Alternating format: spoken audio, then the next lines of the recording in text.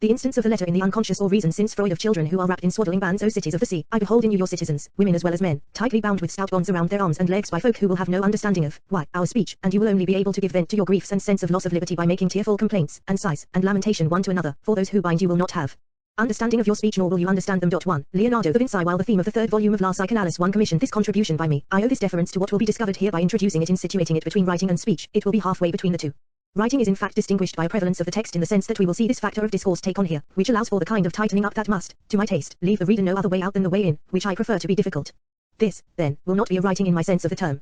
The fact that I contribute something wholly new at each class of my seminar has heretofore prevented me from providing such a text, except in one class, which has nothing particularly outstanding about it in terms of the series, and is only worth referring to for an idea of its overall level. For the urgency that I am now taking as a pretext for leaving that aim behind merely covers over the problem that, in maintaining it at the level at which I must present my teachings here, it might stray too far from speech, whose very different measures are essential to the training I seek to effect. This is why I took the opportunity presented to me at that time by an invitation to meet with the philosophy group of the Fédération des étudiants ès lettres 3 to make an appropriate adjustment to my expose, its necessary generality matching the extraordinary character of their interest, but its sole object the instance of the letter in the unconscious 413 encountering the connivance of their common background, a literary background, to which my title pays homage. Indeed, how could we forget that Freud constantly, and right until the end, maintained that such a background was the prime requisite in the training of analysts, and that he designated the age-old Universitas Literarum as the ideal place for its institution, for thus this reference to the real-life context of my lecture, by showing whom I tailored it for, also mark those to whom it is not addressed. I mean, none of those who, for whatever reason in psychoanalysis, allow their discipline to take advantage of some false identity. This is a vice of habit and its effect on the mind is such that its true identity may appear among them as just one more diversion, whose refined redoubling one hopes will not escape the notice of subtler minds.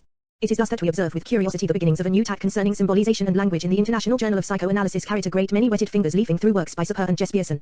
These exercises are still green around the edges, but it is above all the tone that is missing. A certain seriousness always raises a smile when it enters the domain of veracity. And how could a contemporary psychoanalyst not sense, in coming upon speech, that he had reached this domain, when it is from speech that analytic experience receives its instrument, its frame, its material, and even the background noise of its uncertainties? // The meaning of the letter my title conveys the fact that, beyond this speech, it is the whole structure of language that psychoanalytic experience discovers in the unconscious. This is to alert prejudiced minds from the outset that the idea that the unconscious is merely the seat of the instincts may have to be reconsidered. But how are we to take the letter here? Quite simply, literally, a la lettre. By letter I designate the material medium, support, that concrete discourse borrows from language. This simple definition assumes that language is not to be confused with the various psychical and somatic functions that serve it in the speaking subject. The primary reason for this is that language, with its structure, exists prior to each subject's entry into it at a certain moment in his mental development. Let us note that, although the deficits of aphasia are caused by purely anatomical lesions in the cerebral systems that provide the mental center for 414 Ecrits, these functions, they prove, on the whole, to be distributed between the two aspects of the signifying effect of what I am calling here the letter in the creation of signification. 5 This point will become clearer in what follows. And the subject, while he may appear to be the slave of language, is still more the slave of a discourse in the universal movement of which his place is already inscribed at his birth, if only in the form of his proper name. Reference to the experience of the community as the substance of this discourse resolves nothing. For this experience takes on its essential dimension in the tradition established by this discourse. This tradition, long before the drama of history is inscribed in it, grounds the elementary structures of culture. And these very structures display an ordering of exchanges which, even if unconscious, is inconceivable apart from the permutations authorized by language. With the result that the ethnographic duality of nature and culture is giving way to a ternary conception of the human condition, nature, society, and culture, the last term of which may well be reduced to language, that is, to what essentially distinguishes human society from natural societies. But I shall neither take sides here nor take this as a point of departure, leaving to their own obscurity the original relations between the signifier and label. To settle accounts with the general function or praxis in the genesis of history by way of a quip, I will confine myself to mentioning that the very society that wished to restore the hierarchy responsible for the relations between production and ideological superstructures to its rightful political place, alongside the privilege of the producers, has nevertheless failed to give birth to an Esperanto whose relations to socialist reality, real, would have ruled out from the start any possibility of literary formalism. 6 For my part, I will put my faith in only those premises whose value has already been proven, in that they have allowed language to attain the status in experience of a scientific object. This is what permits linguistics 7 to present itself in the pilot position in this domain, around which a reclassification of the sciences is signaling, as is usually the case, a revolution in knowledge. Only the necessities of communication have made me term this domain, in the theme of this volume of La Psychanalyse, the sciences of man, despite the confusion that may hide behind it. To pinpoint the emergence of the discipline of linguistics, I will say that, as in the case of every science in the modern sense, it consists in the constitutive moment of an algorithm that grounds it. This algorithm is the following. SS the instance of the letter in the unconscious 415 it is read as follows, signifier over signified, over corresponding to the bar separating the two levels. The sign written in this way should be attributed to Ferdinand de Saussure, although it is not reduced to this exact form in any of the numerous schemas in which it appears in the printed version of the various lectures from the 3 courses he gave in 1906, 7, 1908, 9, and 1910, 11, which a group of his devoted disciples collected under the title, Course to Linguistic Generate, a publication of prime importance for the transmission of a teaching worthy of the name, that is, that one can stop only on its own movement. This is why it is legitimate for us to credit him for the formalization, which characterizes the modern stage of linguistics, despite the diversity between schools of linguistics. The major theme of this science is thus based, in effect, on the primordial position of the signifier and the signified as distinct orders initially separated by a barrier-resisting signification. This is what makes possible an exact study of the connections characteristic of the signifier, and of the magnitude of their function in generating the signified. For this primordial distinction goes well beyond the debate over the arbitrariness of the sign, such as it has been elaborated since the reflections of antiquity, and even beyond the impasse, already sensed at that time, which opposed the one-to-one correspondence between word and thing, even in the act of naming, despite the appearances suggested by the role imputed to the index finger pointing to an object as an infant learns its mother tongue, or in the use of so-called concrete academic methods in the study of foreign languages, langues. We can take things no further along this path than to demonstrate that no signification can be sustained except by reference to another signification. 8 This ultimately leads us to the remark that there is no existing language, langue, whose ability to cover the field of the signified can be called into question, one of the effects of its existence as a language, langue, being that it fulfills all needs there. Were we to try to grasp the constitution of the object in language, we could but note that this constitution is found only at the level of the concept, which is very different from any nominative, and that the thing, chose, when quite obviously reduced to the noun, splits into the double, divergent ray of the cause in which the thing has taken shelter in French, and of the nothing, ren, to which the thing has abandoned its Latin dress, rem. These considerations, as existent as they may be to philosophers, divert us from the locus whence language questions us about its very nature. And we 4i6 Ecrits will fail to sustain this question as long as we have not jettisoned the illusion that the signifier serves, reponde, the function of representing the signified, or better, that the signifier has to justify, repondere, its existence in terms of any signification whatsoever.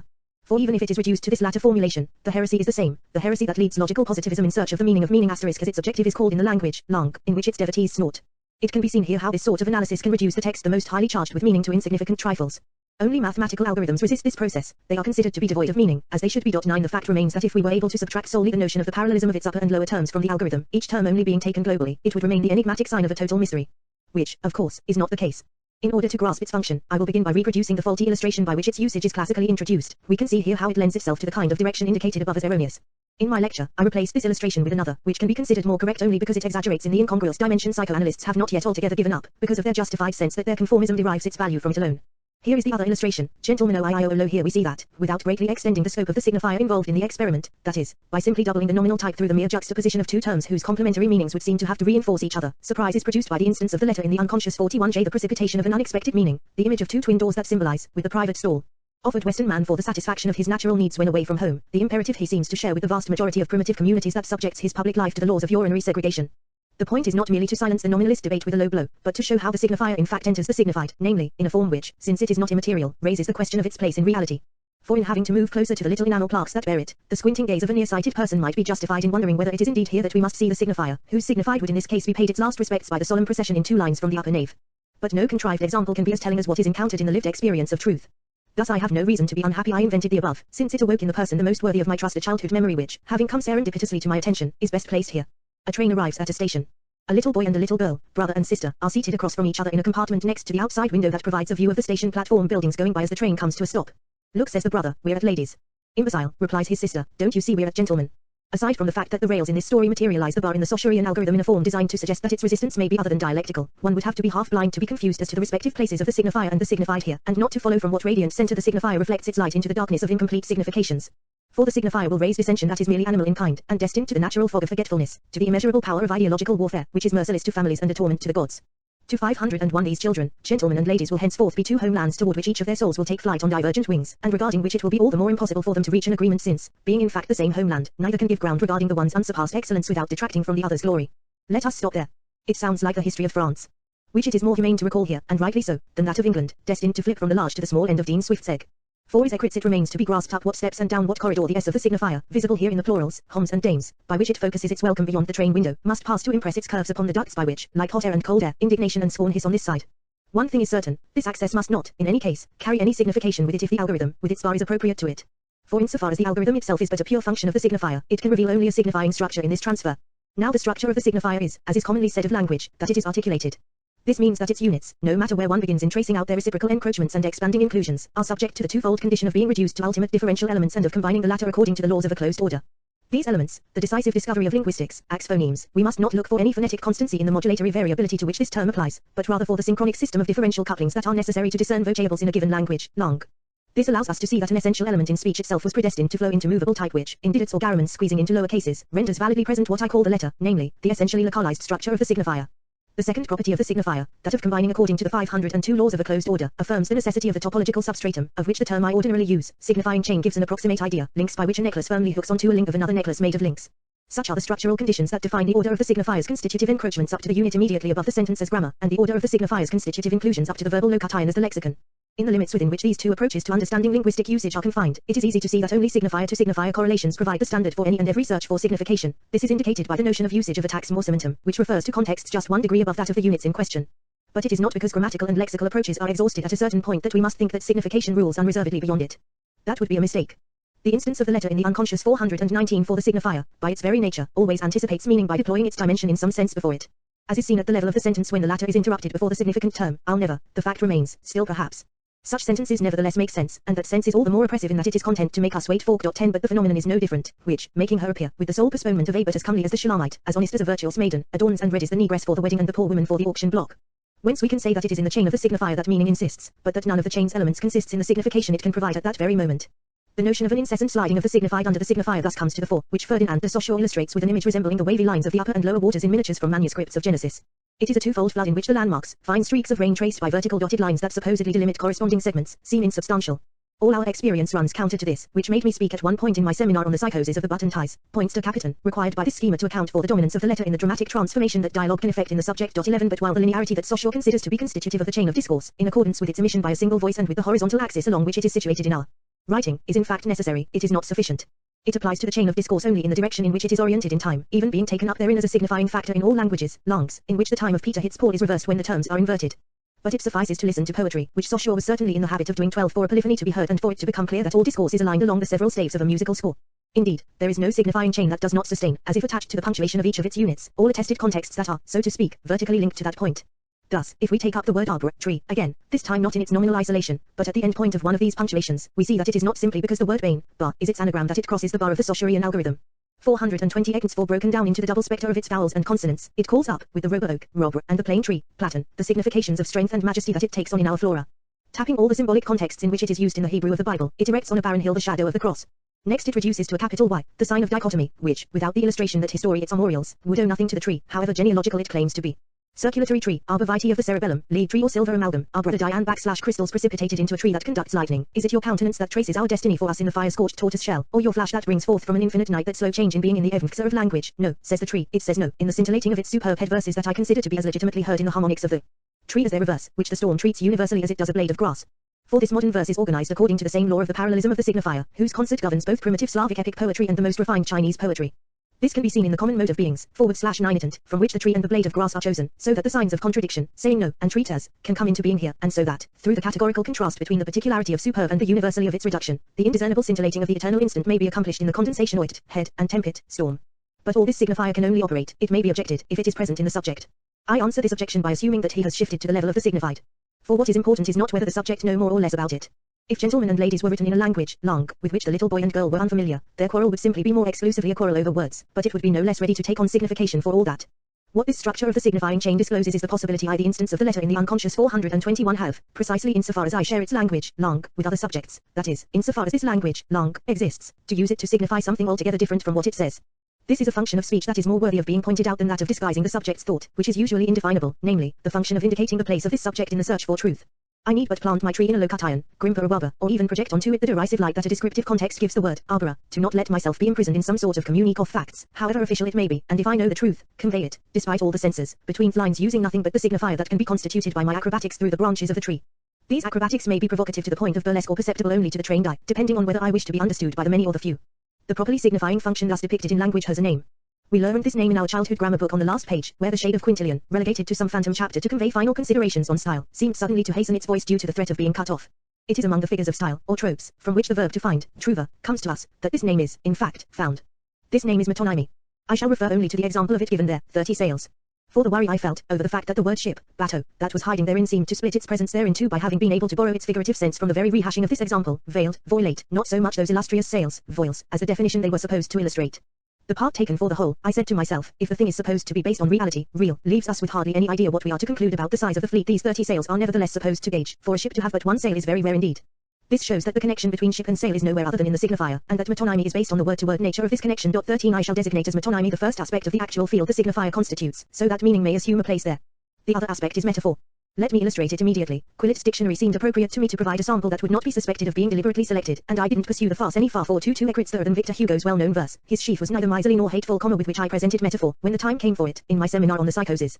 Let us say that modern poetry and the surrealist school led us to take a major step forward here by showing that any conjunction of two signifiers could just as easily constitute a metaphor, if an additional condition, that of the greatest disparity of the images signified, weren't required for the production of the poetic spark, in other words, for metaphoric creation to occur. Of course, this radical position is based on the so-called automatic writing experiment, which would not have been attempted without the assurance its pioneers drew from Freud's discovery. But it remains marked by confusion because the doctrine behind it is false. Metaphor's creative spark does not spring forth from the juxtaposition of two images, that is, of two equally actualized signifiers. It flashes between two signifiers, one of which has replaced the other by taking the other's place in the signifying chain, the occulted signifier remaining present by virtue of its metonymic connection to the rest of the chain. One word for another, this is the formula for metaphor, and if you are a poet you will make it into a game and produce a continuous stream, nay, a dazzling weave of metaphors. You will, moreover, obtain the intoxicating effect of Jean Tardew's dialogue that goes by this title, due solely to the demonstration it provides of the radical superfluousness of all signification to a perfectly convincing representation of bourgeois comedy. In Hugo's verse, it is obvious that not the slightest light emanates from the assertion that a sheaf is neither miserly nor hateful, because it is clear that the sheaf has no more the merit than the demerit of these attributes, since miserliness and hatred, along with the sheaf, are properties of Booze, who exercises them when he uses the sheaf as he sees fit, without making his feelings known to it.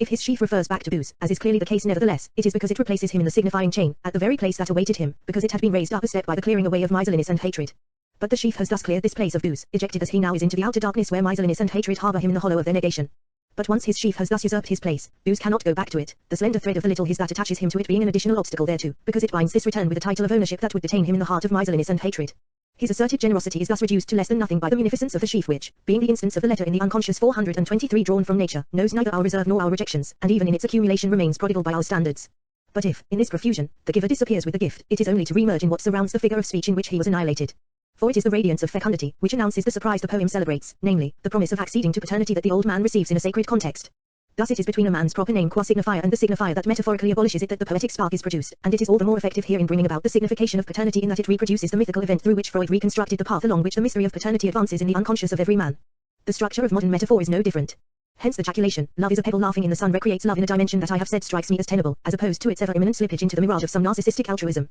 We see that metaphor is situated at the precise point at which meaning is produced in non-meaning, that is, at the passage which, as Freud discovered, when crossed in the opposite direction, gives rise to the word that is the word, le mot 99, par excellence in French, the word that has no other patronage there than the signifier esprit 14, and at which it becomes palpable that, in deriding the signifier, man defies his very destiny. But to return to metonymy now, what does man find in it, if it must be more than the power to skirt the obstacles of social censure? Doesn't this form, which gives oppressed truth its field, manifest a certain servitude that is inherent in its presentation? It's worth taking the time to read a book in which Leo Strauss, from the land that has traditionally offered asylum to those who have chosen freedom, reflects on the relations between the art of writing and persecution. 15 By honing in on the sort of connaturality that ties this art to this condition, he allows us to glimpse something that imposes its form here, in the effect of truth on desire. But haven't we been feeling for a while now that, in following the paths of the letter to reach the Freudian truth, we are getting hot, its flames spreading all around us? Of course, as it is said, the letter kills while the spirit gives life. I don't disagree, having had to pay homage somewhere here to a noble victim of the error of seeking in the letter, but I also ask how die spirit could live without the letter. The spirit's pretensions would nevertheless remain indisputable if 424 Ecrits the letter hadn't proven that it produces all its truth effects in man without the spirit having to intervene at all. This revelation came to Freud, and he called his discovery the unconscious.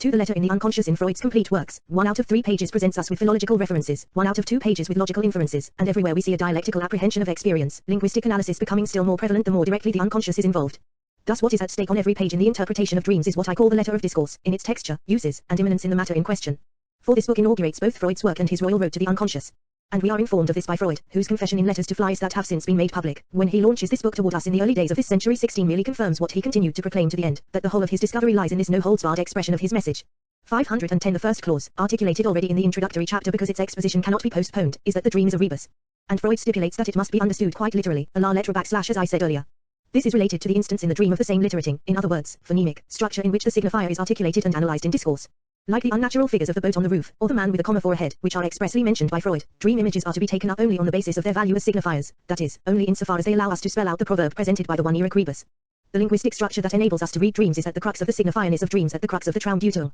Freud shows us in every possible way that the image's value as a signifier has nothing to do with its signification, giving as an example Egyptian hieroglyphics in which it would be ridiculous to deduce from the frequency in a text of a vulture, which is an aleph, or a chick, which is a vor, indicating a form of the verb to be and plurals, that the text has anything whatsoever to do with these ornithological specimens. Freud takes his bearings from certain uses of the signifier in this writing that are effaced in ours, such as the use of determinatives, where a categorical figure is added as an exponent to the literal figuration of a verbal term, but this is only to bring us back to the fact that we are dealing with writing where even the supposed ideogram is a letter. The instance of the letter in the unconscious 425 But psychoanalysts who have no training in linguistics don't need the current confusion regarding the term ideogram to believe in a symbolism deriving from natural analogy, or even from instinct's cooptational image. This is so true that, apart from the French school, which attends to this, it is with a statement like reading coffee grounds is not the same as reading hieroglyphics that I must recall to its own principles a technique whose pathways cannot be justified unless they aim at the unconscious. It must be said that this is admitted only reluctantly, and that the mental vice denounced above enjoys such favor that the contemporary psychoanalyst can be expected to say that he decodes before resolving to take the journey with Freud. Turn at the statue of Champollion, says the guide, that is necessary for him to understand that he deciphers, the latter differing in that a cryptogram 511 only takes on its full dimensions when it is in a lost language, langue. Taking this journey simply amounts to going further in the Traum Deutung. Entstellung, translated as transposition, which Freud shows to be the general precondition for the functioning of the dream, is what I designated earlier, with Saussure, as the sliding of the signified under the signifier, which is always happening, unconsciously, let us note, in discourse. But the two aspects of the signifier's impact on the signified are also found here. Verdictung. Condensation is the superimposed structure of signifiers in which metaphor finds its field, its name. Condensing in itself the word Dichtung Ecrits shows the mechanism's connaturality with poetry, to the extent that it envelops poetry's own properly traditional function. Verschiebung or displacement. This transfer of signification that metonymy displays is closer to the German term. It is presented, right from its first appearance in Freud's work, as the unconscious best means by which to foil censorship. What distinguishes these two mechanisms, which play a privileged role in the dream work, Traum albeit, from their homologous function in discourse? Nothing, except a condition imposed upon the signifying material, called Rücksicht auf das Stellbarkeit Charit, which must be translated as consideration of the means of staging, the translation by role of the possibility of representation being overly approximate here. But this condition constitutes a limitation operating within the system of writing, rather than dissolving the system into a figurative semiology in which it would intersect the phenomena of natural expression. This would probably allow us to shed light on problems with certain types of pictography, which we are not justified in regarding as evolutionary stages simply because they were abandoned in writing as imperfect. Let us say, then, that dreams are like a parlor game in which each person, in 426 Ecrits' turn, is supposed to get the spectators to guess some well-known saying or variant of it solely by silent gestures. The fact that dreams have speech at their disposal makes no difference since, for the unconscious, speech is but one staging element among others. It is precisely when games and dreams alike run up against the lack of taxmic material by which to represent logical relationships such as causality, contradiction, hypothesis, and so on that they prove they have to do with writing, not mime. The subtle procedures dreams end up using to represent these logical connections, in a much less artificial way than games usually employ, are taken up specifically in Freud's work, where it is once again confirmed that the dream work proceeds in accordance with the laws of the signifier. The rest of the dream revision is termed secondary by Freud, taking on its value from what is at stake. They are fantasies or daydreams, Tagtraum, to use the term Freud prefers to use to situate them in their wish-fulfilling function, Wunschvorstellung. Given that these fantasies may remain unconscious, their distinctive feature is clearly their signification. Now, Freud tells us that their role in dreams is either to serve as signifying elements for the statement of the unconscious thought, Traumgedanke, or to be used in the secondary revision that occurs, that is, in a function not to be distinguished, he says, from our waking thought, Jon unserem wachen denken nicht carried you Unterschiederie. No better idea of this function's effects can be given than by comparing it to patches of color wash which, when applied here and there on a stencil, can make stick figures, which are rather unprepossessing in themselves, in a rebus or hieroglyphics look more like a painting of people. I apologize for seeming to spell out Freud's text myself. It is not merely to show how much is to be gained by not lopping off parts of it. It is to be able to situate what has happened in psychoanalysis in terms of its earliest reference points, which are fundamental and have never been revoked. Right from the outset, people failed to recognize the constitutive role of the signifier in the status Freud immediately assigned to the unconscious in the most precise and explicit ways. The reason for this was twofold, the least perceived being, naturally, that this formalization was not sufficient by itself to bring people to recognize the instance of the signifier, because when the Traumdeutung was published it was way ahead of the formalizations of linguistics for which one could no doubt show that it paved the way by the sheer weight of its truth. The second reason is merely the flip side of the first, for if psychoanalysts were fascinated exclusively by the significations highlighted in the unconscious, it was because these significations derived their most secret attraction from the dialectic that seemed to be immanent in them. The instance of the letter in the unconscious 423 I demonstrated to those who attend my seminar that the apparent changes of direction or rather changes in tack along the way, that Freud, in his primary concern to ensure the survival of his discovery along with the basic revisions it imposed upon our knowledge, felt it necessary to apply to his doctrine, were due to the need to counteract the ever-accelerating effects of this partiality. For, I repeat, given the situation he found himself in, where he had nothing corresponding to the object of his discovery that was at the same level of scientific maturity, he at least never failed to maintain this object at the level of its ontological dignity. The rest was the work of the gods and took such a course that analysis today finds its bearings in the imaginary forms I have just shown to be sketched out through inverse printing on the text they mutilate. It is to them that the analyst's aim now adapts, confusing them, in the interpretation of dreams, with the visionary liberation of the hieroglyphic aviary, and seeking more generally to verify the exhaustion of the analysis in a sort of scanning *17 of these forms wherever they appear, with the idea that they bear witness both to the exhaustion of the regressions and to the remodeling of the object relation that is supposed to typify the subject. 18 The technique that is based on such positions can give rise to many varied effects, which are quite difficult to criticize behind their therapeutic aegis. But 514 An internal critique can emerge from the flagrant discordance between the mode of operation by which the technique legitimates itself, namely, the fundamental rule of psychoanalysis, all the instruments of which, starting with free association derive their justification from its inventor's conception of the unconscious, and the complete ignorance reigning there of this very conception of the unconscious. The most trenchant supporters of this technique let themselves off the hook here with a mere flourish. The fundamental rule must, they say, be observed all the more religiously since it is only the fruit of a lucky accident. In other words, Freud never really knew what he was doing. A return to Freud's text shows, on the contrary, the absolute coherence between his technique and his discovery, and this coherence allows us to situate his procedures at their proper level. This is why any rectification of psychoanalysis requires a return to the truth of that discovery, which is impossible to obscure in its original moment. For in the analysis of dreams, Freud intends to give us nothing other than the laws of the unconscious in their broadest extension. One of the reasons why dreams were the most propitious here is, Freud tells us, that they reveal these laws no less in normal subjects than in neurotics. In neither, however, does the efficacy of the unconscious cease upon a work 428 Ecrits meaning. Psychoanalytic experience consists in nothing other than establishing that the unconscious leaves none of our actions outside its field. The presence of the unconscious in the psychological order, in other words, in the individual's relational functions, nevertheless deserves to be more precisely defined. It is not coextensive with that order, for we know that, while unconscious motivation manifests itself just as much in conscious psychical effects as in unconscious ones, conversely it is elementary to note that a large number of psychical effects that are legitimately designated as unconscious, in the sense of excluding the characteristic of consciousness, nevertheless bear no relation whatsoever, by their nature, to the unconscious in the Freudian sense. It is thus only due to an incorrect use of the term that psychical and unconscious in this sense are confused, and that people thus term psychical what is actually an effect of the unconscious on the summa, for example. 515 The point is, therefore, to define the topography of this unconscious. I say that it is the very topography defined by the algorithm, _s_s. What it has permitted me to elaborate concerning the impact of the signifier on the signified allows for its transformation into /s. It is on the basis of the co-presence in the signified not only of the elements of the horizontal signifying chain but also of its vertical dependencies, that I have demonstrated the effects, distributed in accordance with two fundamental structures, in metonymy and metaphor. We can symbolize them by /s. S equals S, that is, metonymic structure, indicating that it is the signifier to signifier connection that allows for the illusion by which the signifier instates lack of being, le manque de vetre / in the object relation, using signification's referral, renvoi, value to invest it with the desire aiming at the lack that it supports. The sign placed in manifests here the maintenance of the bar, which, in the first algorithm, denotes the irreducible nature of the resistance of signification as constituted in the relations between signifier and signified. 19 The instance of the letter in the unconscious 429. Now we turn to /s equals S plus metaphoric structure, indicating that it is in the substitution of signifier for signifier that a signification effect is produced that is poetic or creative, in other words, that brings the signification in question into existence. 20 The and sign in manifests here the crossing of the bar, and the constitutive value of this crossing for the emergence of signification. This crossing expresses the condition for the passage of the signifier into the signified, whose moment I pointed out above by provisionally conflating 516 it with the place of the subject. It is the function of the subject, thus introduced, on which we must now dwell since it lies at the crux of our problem. I am thinking, therefore I am, cogito ergo sum, is not simply the formulation in which the link between the transparency of the transcendental subject and his existential affirmation is constituted, at the historical apex of reflection on the conditions of science. Perhaps I am only object and mechanism, and so nothing more than phenomenon, but assuredly, insofar as I think so, I am, absolutely. Philosophers certainly made important corrections here, namely, that in that which is thinking, cogitans, I am never doing anything but constituting myself as an object, cogitatum. The fact remains that through this extreme purification of the transcendental subject, my existential link to its project seems irrefutable, at least in the form of its actuality, and that cogito ergo sum ubi cogito, I by sum, overcomes this objection. Of course, this limits me to being there in my being only insofar as I think that I am in my thought. To what extent I really think this concerns me alone and, if I say it, interests no one. 21 Yet to avoid it on the pretext of its philosophical semblances is simply to demonstrate one's inhibition. For the notion of the subject is indispensable even to the workings of a science such as strategy in the modern sense, whose calculations exclude all subjectivism. It is also to deny oneself access to what might be called the Freudian universe, in the sense in which we speak of the Copernican universe. Indeed, Freud himself compared his discovery to the so-called Copernican revolution, emphasizing that what was at stake was once again the place man assigns himself at the center of a universe. 430 Ecrits is the place that I occupy as subject of the signifier concentric or eccentric in relation to the place I occupy as subject of the signified. That is the question. The point is not to know whether I speak of myself in a way that conforms to what I am, but rather to know whether, when I speak of myself, I am the same as the self of whom I speak. And there is no reason not to bring in the term thought here. For Freud uses the term to designate the elements at stake in the unconscious, that is, in the signifying mechanisms I just pointed to there. It is nonetheless true that the philosophical cogito is at the center of the mirage that renders modern man so sure of being himself in his uncertainties about himself, and even in the distrust he has long since learned to exercise regarding the pitfalls of pride. Now if, turning the weapon of metonymy against the nostalgia that it serves, I stop myself from seeking any meaning beyond tautology, and if, in the name of war is war and a penny's a penny I resolve to be only what I am, how can I escape here from the obvious fact that I am in this very act?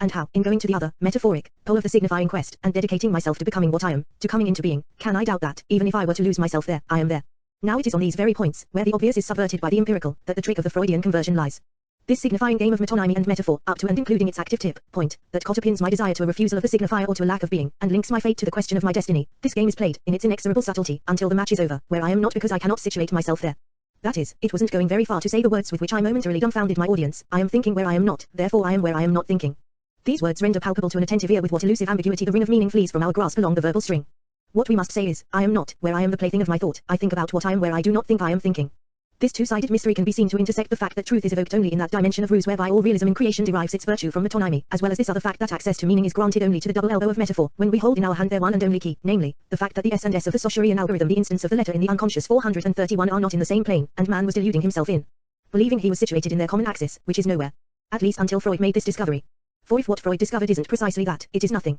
The contents of the unconscious, in their deceptive ambiguity, supply us no reality in the subject more consistent than the immediate. It is from truth that they derive their virtue in the dimension of being. Kern unsereswissen is Freud's own expression. Metaphor's two-stage mechanism is the very mechanism by which symptoms, in the analytic sense, are determined. Between the enigmatic signifier of sexual trauma and the term it comes to replace in a current signifying chain, a spark flies that fixes in a symptom, a metaphor in which flesh or function is taken as a signifying element, the signification, that is inaccessible to the conscious subject, by which the symptom may be dissolved. And the enigmas that desire, with its frenzy mimicking the gulf of the infinite and the secret collusion whereby it envelops the pleasure of knowing and of dominating in jouissance, poses for any sort of natural philosophy are based on no other derangement of instinct than the fact that it is caught in the rails of metonymy, eternally extending toward the desire for something else. Hence its perverse fixation at the very point of suspension of the signifying chain at which the screen memory is immobilized and the fascinating image of the fetish becomes frozen. There is no other way to conceive of the indestructibility of unconscious desire, given that there is no need which, when its satiation is prohibited, does not wither, in extreme cases through the very wasting away of the organism itself. It is in a kind of memory, comparable to what goes by that name in our modern thinking machines, which are based on an electronic realization of signifying composition, that the chain is found which insists by reproducing itself in the transference, and which is the chain of a dead desire. It is the truth of what this desire has been in his history that the subject cries out through his symptom, as Christ said that stones themselves would have cried out, had the children of Israel not lent them their voices. And this is also why psychoanalysis alone allows us to differentiate in Mem 519 or the function of remembering. The latter, rooted in the signifier, resolves the Platonic aporias of reminiscence through the ascendancy of history in man. One need but read 3 essays on the theory of sexuality, which is covered over for the masses by so many pseudo-biological glosses, to note that Freud has all accession to the object derived from a dialectic of return. 432 Ecrits having thus begun with Holderlin's V6 Oxo Q, Freud arrives less than 20 years later at Kierkegaard's repetition, that is, his thought, in submitting at the outset to the humble but inflexible consequences of the talking Q** alone, was never able to let go of the living servitudes that, starting from the royal principle of the Logos, led him to rethink the deadly Empedoclean antinomies. And how, if not on the other scene Freud speaks of as the locus of the dream, are we to understand his recourse as a man of science to a deus ex machina that is less derisory in that here it is revealed to the spectator that the machine directs the director himself? How can we fathom the fact that a scientist of the 19th century valued more highly than all his other works his totem and taboo, with its obscene, ferocious figure of the primordial father, who is inexhaustibly redeemed in the eternal blinding of Oedipus, before which contemporary ethnologists bow as before the development of an authentic myth, unless we realize that he had to bow to a force of evidence that went beyond his prejudices? Similarly, the imperious proliferation of particular symbolic creations, such as what are called the sexual theories of children, which account for even the smallest details of the neurotic's compulsions, answer to the same necessities as do myths. This is why, to bring you to the precise point of the commentary on Freud's work I am developing in my seminar, Little Hans, left in the lurch at the age of 5 by the failings of his symbolic entourage, and faced with the suddenly actualized enigma to him of his sex and his existence, develops, under the direction of Freud and his father, who is Freud's disciple, all the possible permutations of a limited number of signifiers in the form of a myth, around the signifying crystal of his phobia. We see here that, even at the individual level, man can find a solution to the impossible by exhausting all possible forms of the impossibilities that are encountered when the solution is put into the form of a signifying equation. This is a striking demonstration that illuminates the labyrinth of a case study which thus far has been used only as a scrap heap. It also makes us grasp that the nature of neurosis is revealed in the fact that a symptom's development is coextensive with its elimination in the treatment, whether phobic, hysterical, or obsessive. Neurosis is a question that being raises for the subject from where he was before the subject came into the world. This subordinate clause is the very expression Freud uses in explaining the Oedipus complex to Little Hans. At stake here is the being that appears in a split second in the emptiness of the verb to be, and, as I said, this being raises its question for the subject. What does that mean? It does not raise it before the subject, since the subject cannot come to the place where being raises it, but being raises it in the subtler instance of the letter in the unconscious 433 ject's place. In other words, being raises the question in that place with the subject, just as one raises a problem with a pen and as antiquities man thought with his soul. Freud brought the ego into his doctrine in this way, defining it by the resistances that are specific to it. 221 have tried to get people to understand that these resistances are imaginary in nature, like the cooptational allures that ethology shows us in display or combat in animal behavior, these allures being reduced in man to the narcissistic relation introduced by Freud and elaborated by me in the mirror stage. While Freud, by situating in this ego the synthesis of the perceptual functions in which the sensorimotor selections are integrated, seems to agree with the tradition that delegates to the ego the task of answering for reality, this reality is simply all the more included in the suspension of the ego. For this ego, distinguished first for the imaginary inertias it concentrates against the message of the unconscious, operates only by covering over the displacement the subject is with a resistance that is essential to discourse as such. This is why an exhaustion of the defense mechanisms, as palpable as 521 Michel renders it in his problems of psychoanalytic technique because he is a practitioner, whereas his whole theoretical reduction of the neuroses and psychoses to genetic anomalies in libidinal development is pure platitude, turns out to be the other side of unconscious mechanisms, without Michel accounting for or even realizing it. Periphrases, hyperbaton, ellipsis, suspension, anticipation, retraction, negation, digression, and irony, these are the figures of style, quintillions figuri sententiarum, just as catachresis, litotes, antonomasia, and hypotyposis are the tropes, whose names strike me as the most appropriate ones with which to label these mechanisms. Can one see here mere manners of speaking, when it is the figures themselves that are at work in the rhetoric of the discourse the analyzer and actually utters? By obstinately characterizing resistance as having an emotional permanence, thereby making it foreign to discourse, contemporary psychoanalysts simply show that they have succumbed to one of the fundamental truths Freud rediscovered through psychoanalysis, which is that we cannot confine ourselves to giving a new truth its rightful place, for the point is to take up our place in it. The truth requires us to go out of our way. We cannot do so by simply getting used to it. We get used to reality, real. The truth we repress.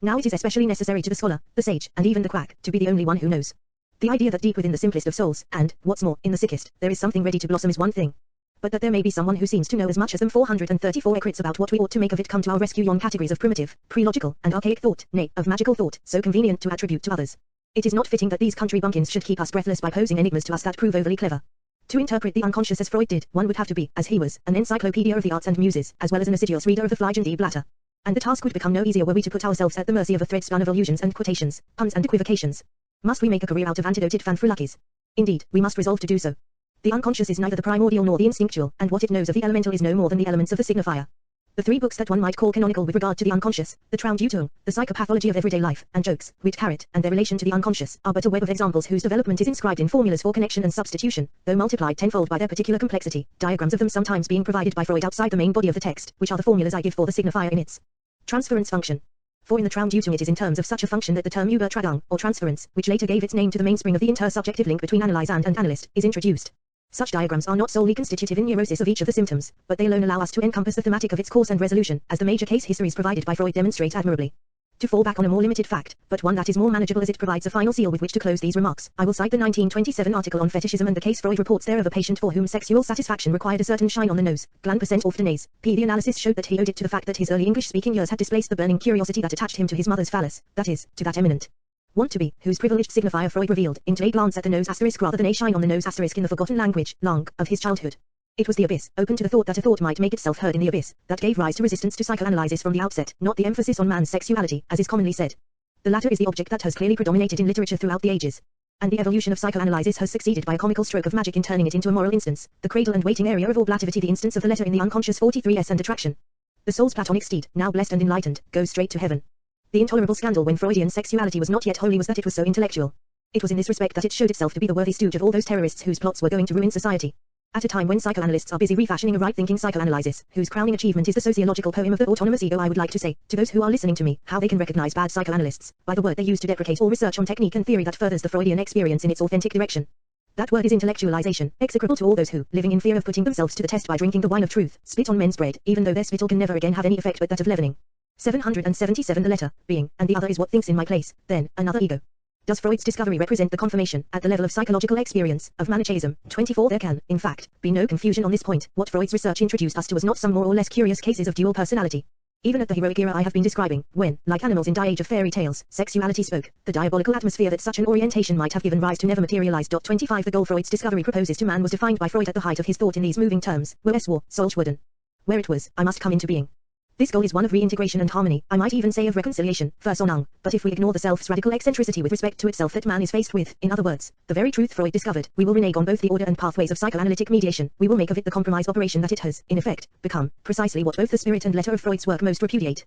For, since he constantly points out that compromise is behind all the miseries his analysis assuages, we can say that resorting to compromise, whether explicit or implicit, disorients all psychoanalytic action and plunges it into darkness. But neither does it suffice to rub shoulders with the moralistic tartufferys of our time or to be forever spouting forth about the total personality in order to have said anything articulate about the possibility of mediation. 436 Ecrits The radical heteronomy that Freud's discovery shows gaping within man can no longer be covered over without whatever tries to hide it being fundamentally dishonest. Which other is this, then, to whom I am more attached than to myself, MOI, since, at the most assented to heart of my identity to myself, he pulls the strings. His presence can only be understood in an alterity raised to the second power, which already situates him in a mediating position in relation to my own splitting from myself, as if from assemblable. If I have said that the unconscious is the other's discourse, with a capital O, it is in order to indicate the beyond in which the recognition of desire is tied to the desire for recognition. In other words, this other is the other that even my lie invokes as a guarantor of the truth in which my lie subsists. Here we see that the dimension of truth emerges with the appearance of language. Prior to this point, we have to admit the existence, in the psychological relation, which can be precisely isolated in the observation of animal behalf 525 of subjects, not because of some projective mirage, it being the psychologist's vacuous watchword to hack this phantom to pieces, but because of the manifested presence of intersubjectivity. In the animal hidden in his lookout, in the well-laid trap, in the straggler ruse by which a runaway separated from the flock throws a raptor off the scent, something more emerges than in the fascinating erection of display or combat. Yet there is nothing here that transcends the function of a lure in the service of a need, or that affirms a presence in that beyond the veil where the whole of nature can be questioned about its design. For the question to even arise, and we know that it arose for Freud in beyond the pleasure principle, there must be language. For I can lure my adversary with a movement that runs counter to my battle plan, and yet this movement has its deceptive effect only insofar as I actually make it for my adversary. But in the proposals by which I initiate peace negotiations with him, what my negotiations propose is situated in a third locus which is neither my speech nor my interlocutor.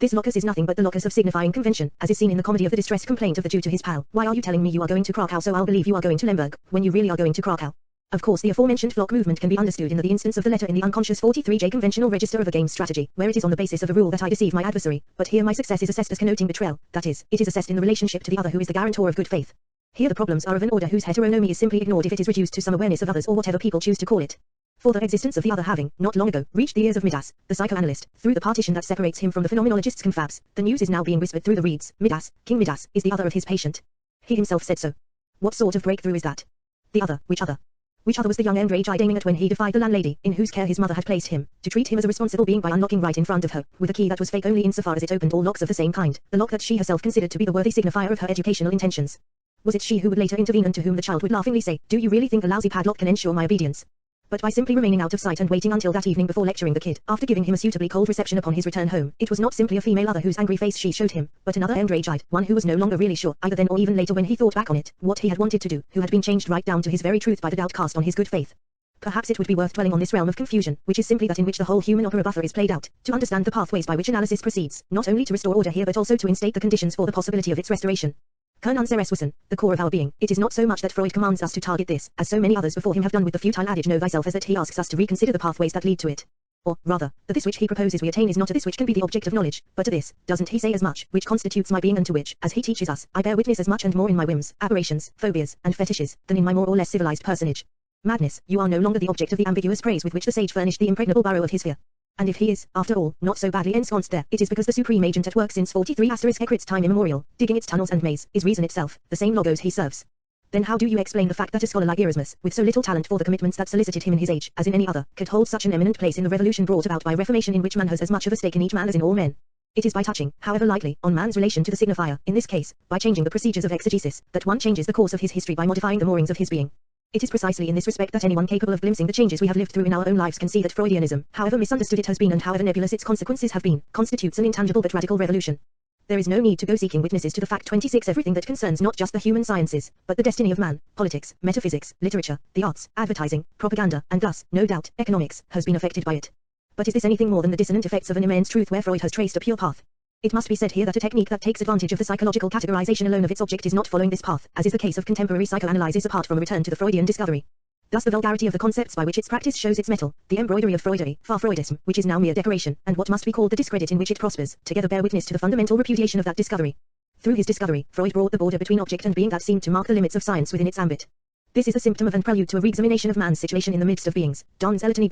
/ as all the postulates of knowledge have heretofore assumed it to be, but please don't be content to classify the fact that I am saying so as a case of Heideggerianism, even prefixed by a neo that adds nothing to the trashy style by which it is common to spare oneself any reflection with the quip, separate that out for me from its mental jetsam. When I speak of Heidegger, or rather when I translate him, I strive to preserve the sovereign signifiernis of the speech he proffers. If I speak of the letter and being, if I distinguish the other from the other, it is because Freud suggests them to me as the terms to which resistance and transference effects refer, effects against which I have had to wage unequal battle in the 20 years that I have been engaged in the practice that we all, the instance of the letter in the unconscious 439 repeating after Freud, call impossible, that of psychoanalysis. It is also because I must help others avoid losing their way there. It is to prevent the field they have inherited from falling fallow, and to that end to convey that if the symptom is a metaphor, it is not a metaphor to say so, any more than it is to say that man's desire is a metonymy. For the symptom is a metaphor, whether one likes to admit it or not, just as desire is a metonymy, even if man scoffs at the idea. Thus, if I am to rouse you to indignation over the fact that, after so many centuries of religious hypocrisy and philosophical posturing, no one has yet validly articulated what links metaphor to the question of being and metonymy to its lack, something of the object of this indignation must still be there, something that, as both instigator and victim, corresponds to it, namely, the man of humanism and the irremediably contested debt he has incurred against his intentions.